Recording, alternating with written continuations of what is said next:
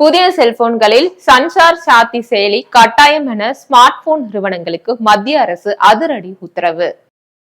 சைபர் பாதுகாப்பு காரணங்களுக்காக சஞ்சார் சாத்தி செயலியை புதிய செல்போன்களில் கட்டாயம் நிறுவ வேண்டும் என்று ஸ்மார்ட் போன் நிறுவனங்களுக்கு மத்திய அரசு உத்தரவிட்டுள்ளது.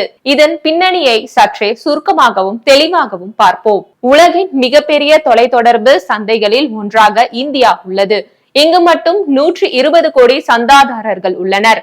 இந்த நிலையில் சைபர் பாதுகாப்புக்காக மத்திய அரசு பிரத்யேகமாக உருவாக்கியுள்ள சஞ்சார் சாத்தி செயலியை புதிய போன்களில் நிறுவிய பிறகே விற்பனைக்கு அனுப்ப வேண்டும். இதனை முன்னணி ஸ்மார்ட் போன் நிறுவனங்கள் 90 நாட்களுக்குள் உறுதி செய்ய வேண்டும் என்று மத்திய அரசின் உத்தரவில் தெரிவிக்கப்பட்டுள்ளது. சஞ்சார் சாத்தி செயலி கடந்த ஜனவரியில் அறிமுகம் செய்யப்பட்டது. அன்றிலிருந்து நவம்பர் மாதம் வரை சுமார் 7 லட்சத்துக்கும் மேற்பட்ட தொலைந்து போன செல்போன்களை இந்த செயலி கண்டுபிடிக்க உதவியுள்ளது.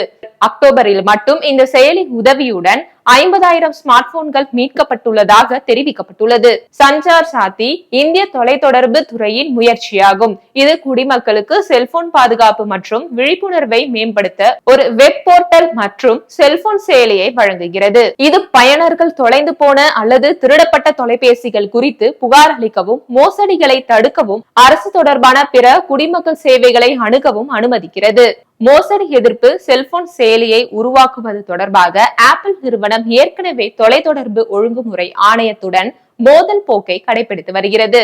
இந்த நிலையில் மத்திய அரசு பிறப்பித்துள்ள இந்த புதிய உத்தரவை சாம்சங், விவோ, ஓப்போ, ஷாவ்மி நிறுவனங்களுடன் சேர்ந்து ஆப்பிளும் பின்பற்ற வேண்டிய கட்டாயம் ஏற்பட்டுள்ளது. மத்திய அரசின் இந்த அதிரடி உத்தரவுக்கு எதிர்க்கட்சிகள் கடும் கண்டனம் தெரிவித்துள்ளன. இது மக்களை உளவு பார்க்கும் முயற்சி என எதிர்க்கட்சிகள் விமர்சித்துள்ளன. இதன் தொடர்ச்சியாக விளக்கம் அளித்த மத்திய தகவல் தொடர்பு அமைச்சர் ஜோதிராதித்யா சிந்தியா, சஞ்சார் சாத்தி செயலியை ஒருவர் தனது ஸ்மார்ட் போனில் பதிவிறக்கம் செய்து கொள்ளலாம். புதிதாக வரவுள்ள ஸ்மார்ட் போன்களில் அந்த செயலி டிஃபால்ட்டாக இருக்கும். வேண்டும் என்போர் அதனை அப்படியே வைத்துக் கொள்ளலாம். வேண்டாம் என நினைப்பவர்கள் அதனை டெலீட் செய்யலாம். இது பயனர்களின் முடிவுக்கு உட்பட்டது. இந்த செயலியை அனைவருக்கும் அறிமுகப்படுத்துவது அரசின் கடமை. அதை தங்கள் ஸ்மார்ட் போனில் வைத்திருப்பதா இல்லையா என்பது பயனர்களின் முடிவை பொறுத்தது.